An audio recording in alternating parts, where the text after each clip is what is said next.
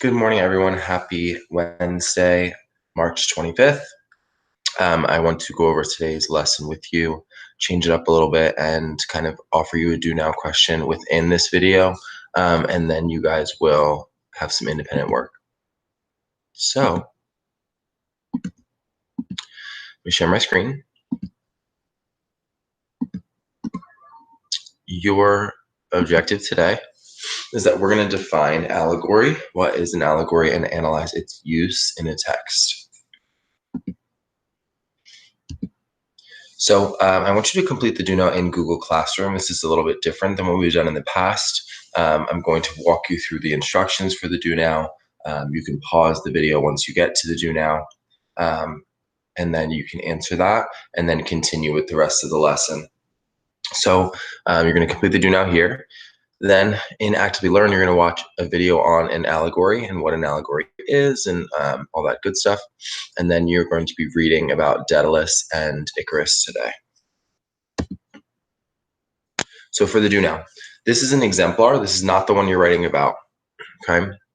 So read the exemplar below to see what a top score looks like. This is from yesterday. Then on the next slide, I'm going to give you a piece of student work. You're going to provide one glow and one grow. So this is the exemplar. I'll read it. I'll give this some feedback, a glow and a grow. But it would be what a top score is. So this says the life experiences that shaped Ayn Rand's objectivist philosophy is her early life growing up in the time of Soviet. Ayn went against the constitutional views of society. Her and her friend engaged in political debates at the Nabokov mansion, while Olga defended constitutional monarchy. Elisa supported Republican ideals. Here, Ayn is developing her ideas and beliefs in objectivist philosophy. So this is one of the top scores for sure. One of the glows that I really like about that the student uses that they are using for the most part tied.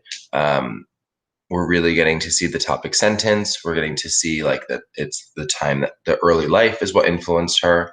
And I can see the quote clearly embedded, and it's a quality quote. One grow, there's minor errors in terms of grammar and semantics. So the life experiences that shaped her philosophy are, so the experiences are, not the experiences is. And then Soviet would be capital S, and it would be the Soviet Union or time of Soviet Russia with capital letters there. Then at the very end, getting into more, digging a little deeper. Here, Ayn is developing her ideas and beliefs in objectivist philosophy because, or through, right? How do her Republican ideals make her an objectivist philosopher? And Olga's constitutional monarchy ideals do not. So really digging in deeper to that. But overall, a really, really great piece of work here that got the top score.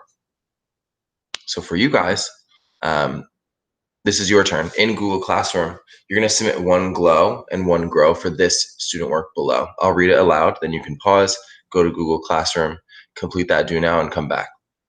It says the experiences that shaped Ayn's objectivist philosophy was her experience when she had upheaval and suffering during her early years, when in the beginning of the story, the author started to explain more of her early life, which shows the majority of her experiences that shaped her into an objectivist philosopher.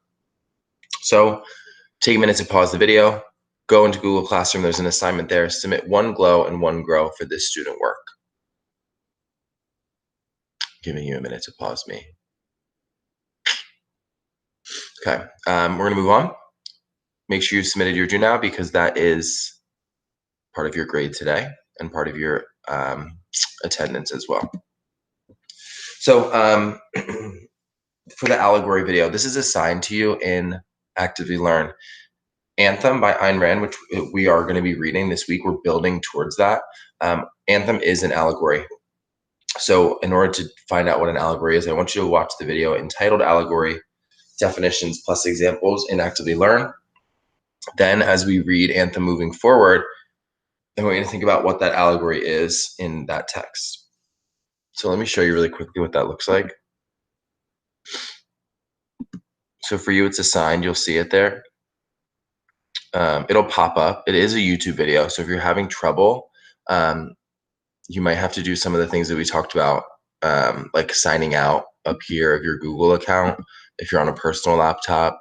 If you're still having issues, jump into Google Meet and I will help you. But this is a YouTube video that you could watch, and I believe that you could still click through and see the questions, and do it on, like, watch it on your phone, answer the questions. I believe you could still do that. So really do your best with this. Give me feedback on this because they embed YouTube videos a lot on Actively Learn. I want to see and I want to know how accessible it is to you guys. So that's what it will look like. Then you answer the questions as you go. Okay. Then, I have a spelling error, Mr. Davies.